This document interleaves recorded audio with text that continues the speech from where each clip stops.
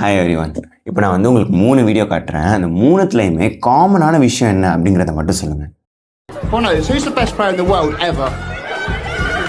For me, the best player in the world ever, Diego Maradona. Me. I'm the best. I'm the best. I'm the best. I am the best. In spite of knowing that everybody is better than you, you have to wake up with the confidence that I'm the best today and I will do my best. Do you have any batsman you think has been tough to bowl to? The real factor is that I don't want anyone to take over me in my head, because obviously I respect everyone, but in my head I tell myself that if I do my job well, there's nobody in the world who can stop me. So I look at myself rather than the opponent. எடுத்தோடனே மேலோட்டமாக பார்க்கும்போது இது எல்லாமே mind set சம்மந்தப்பட்ட video அப்படின்னு சொல்லிட்டு நம்மளுக்கு தெரியும். ஆனால் கொஞ்சம் டீப்பாக அனலைஸ் பண்ணி பார்த்தீங்கன்னா இந்த 3 வீடியோலையுமே ஒரு பேட்டர்னை பார்ப்பீங்க. அது என்ன பேட்டர்ன் அப்படின்னா, இந்த 3 வீடியோலையுமே ஒரு உண்மை இல்லாத ஒரு விஷயத்த அவங்க நம்புகிறாங்க, கண்மூடித்தனமாக நம்புகிறாங்க. அண்ட் இவென்ச்சுவலி அதையே அவங்களோட ரியாலிட்டியாக மாற்றுறாங்க. ஷாருக் கான் ஃபர்ஸ்ட் அவங்க ஆக்டிங் ஃபீல்டில் வந்தப்போ அவங்க வேர்ல்ட்ஸ் பெஸ்ட் ஆக்டராக கிடையாது. Same goes for Jasprit Bumrah and Ronaldo. ஆனால் இப்போ பார்த்தீங்கன்னா அவங்க ஃபீல்டில் ஒன் ஆஃப் த டாப் பொசிஷன்ஸில் இருக்காங்க. ஒரு விஷயம் உண்மை இல்லாத ஒரு விஷயத்த நம்புறதுனால நம்ம வாழ்க்கை நல்லா இருக்கிறது. இதுக்கு பேர் தான் பிலீஃப் சிஸ்டம் அப்படின்னு சொல்லுவோம். நம்ம வாழ்க்கையில் இது மாதிரி என்னென்ன பிலீஃப் சிஸ்டம்ஸ்லாம் இருந்தால் நம்ம வாழ்க்கை நல்லாயிருக்கும். டாப் சக்ஸஸ்ஃபுல் பீப்புளோட பிலீஃப் சிஸ்டம்ஸ்லாம் என்ன? Top 5 belief systems, must have belief systems தான் இந்த வீடியோவில் பார்க்க போகிறோம். So without any further adieu, let's get started.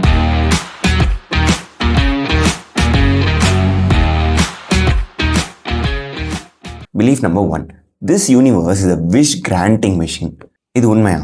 யோசிச்சு பாருங்கள். ஒவ்வொரு வருஷமும் நீட், ஜேஇ, யூபிஎஸ்சி அப்படின்னு சொல்லிட்டு இந்த காம்படிட்டிவ் எக்ஸாம்ஸ்க்கு எழுதுறது 10 லட்சத்துக்கும் மேற்பட்டோர்.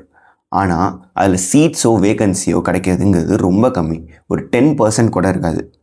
யூபிஎஸ்சி மட்டுமே எடுத்துக்கிட்டிங்க அப்படின்னா ஒரு 150 to 200 ஐஏஎஸ்ஸோ ஐபிஎஸ் சீட்ஸோ தான் இருக்கும். ஆனால் அது எழுதுகிறவங்க 15 லட்சம் பேர். அப்போது ஒவ்வொரு வருஷமும் எவ்வளோ கனவுகளுடையது. ஆப்வியஸாக இந்த ஸ்டேட்மெண்ட் உண்மை கிடையாது.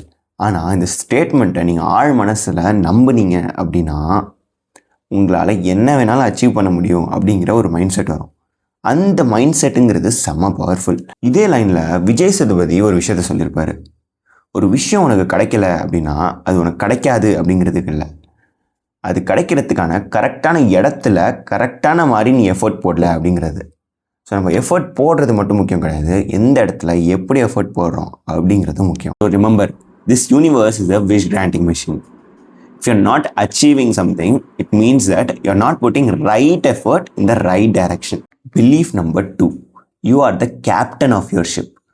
நம்ம லைஃப்பில் சில பேர் இருப்பாங்க, எதுக்கு எடுத்தாலும் ப்ளேம் பண்ணிக்கிட்டு புலம்பிக்கிட்டே இருப்பாங்க. அவங்ககிட்ட நீங்கள் இந்த ஒரு லைன் சொன்னீங்கன்னு வைங்களேன், செம்ம கடுப்பாயிடுவானுங்க.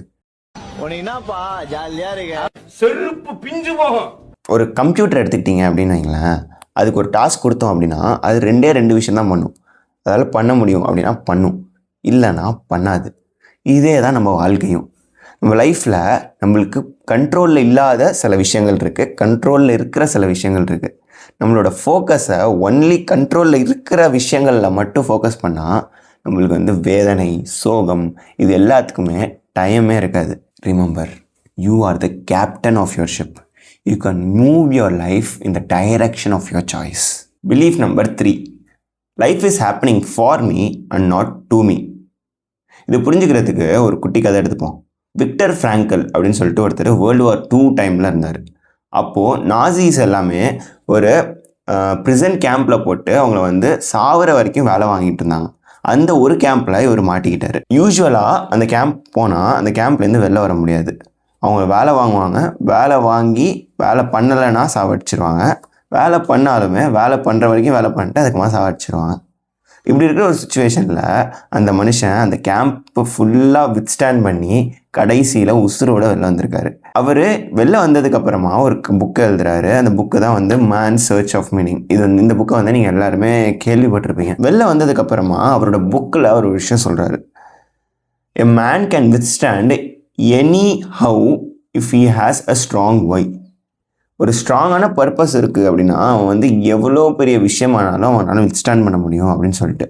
இந்த இடத்துல விக்டர் ஃப்ராங்கல் உள்ளார இருக்கும்போது அவரோட பர்பஸ் என்னவா இருந்தது அப்படின்னா, இந்த ஹாலோகாஸ்ட் கேம்பில் இருந்து நான் வெளில வந்தோடனே ஒரு எக்ஸ்ட்ரீம் சஃபரிங் இருக்கிற என்விரான்மெண்ட்டில் ஹியூமன் பீயிங்ஸ் ஹியூமன் நேச்சர் வந்து எப்படி பிஹேவ் பண்ணுது அப்படின்னு சொல்லிட்டு அதை பற்றி நான் ஒரு புக் எழுதணும் அப்படிங்கிற அந்த ஒரு பர்பஸ் தான் அவரை வந்து உள்ளாரையே இருக்க வச்சுது. அவருக்கு வந்து ஏதாச்சும் ஒரு கஷ்டமான விஷயம் அந்த ஹாலோகாஸ்ட் கேம்பில் நடக்குதுன்னு வைங்களேன், ஐயோ ஏன்டா இது நடந்தது அப்படின்னு சொல்லிட்டு அவரோட ஆட்டிடியூட் இல்லாமல் இது நடக்குது, இது வந்து இதுலேருந்து வெளில போகும்போது இதை பற்றி நம்ம எழுதலாம், இது மாதிரி உங்களோட தாட்டை எவால்வ் ஆகிருக்கு.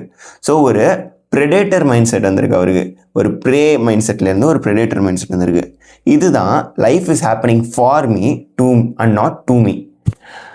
நம்ம லைஃப்பில் என்ன நடந்தாலுமே அது என்னோட க்ரோத்துக்காக நடக்குது அப்படிங்கிற அந்த ஆட்டிடியூட் வந்தது அப்படின்னா நம்மளுக்கு எவ்வளோ பெரிய ப்ராப்ளமாக இருந்தாலும் எவ்வளோ பெரிய சிக்கலாக இருந்தாலும் நம்ம அதை தாங்கிறதுக்கான சக்தி நமக்கு வந்துடும். Belief number 4, everything is easy in life.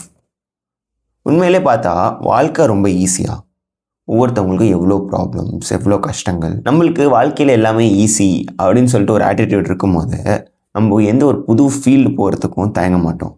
ஒரு விஷயம் உடஞ்சி ஒரு விஷயம் முடிஞ்சிருச்சு அப்படின்னா அதுலேருந்து ஸ்கிப் பண்ணி இன்னொன்று ஒரு புது விஷயத்தை ட்ரை பண்ணுறது நம்மளுக்கு வந்து ரொம்ப ஈஸியாக இருக்கும்.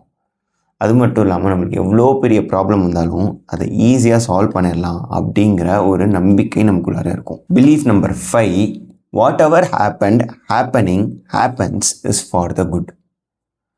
வாழ்க்கையில் எவ்வளோ பெரிய கஷ்டம் வந்தாலும் அது நல்லதுக்கு தான் அப்படின்னு சொல்லி நினைக்கிறது. நமக்கு இந்த ஆட்டிடியூட் இருக்கும்போது நம்ம ஒரு பெரிய ஃபெயிலியர் சந்தித்ததுக்கப்புறமா கூட நம்ம அடுத்த ஆப்பர்ச்சுனிட்டியை நோக்கி நம்ம ஓட ஆரம்பிப்போம். ஏன்னா அந்த ஃபெயிலியரும் நல்லது தான் அப்படிங்கிற ஒரு மைண்ட் செட் நமக்கு வந்துடும். ஸோ நம்மளுக்கு எவ்வளோ பெரிய ஃபெயிலியர் வந்தாலும் லாஸ் நடந்தாலும் எல்லாமே நல்லதுக்கு தான் அப்படின்னு நினைக்கும் போது நம்மளோட ஆட்டிடியூட் டுவர்ட்ஸ் லைஃப் டிஃப்ரெண்ட்டாக இருக்கும். ஸோ இதெல்லாம் தான் 5 belief systems which will drastically improve your life. So இந்த வீடியோ உங்களுக்கு யூஸ்ஃபுல்லாக இருக்கும் அப்படின்னு சொல்லிட்டு நம்புகிறேன். அடுத்த வீடியோவில் சந்திப்போம். அதுவரை சிவா சைனிங் ஆஃப்.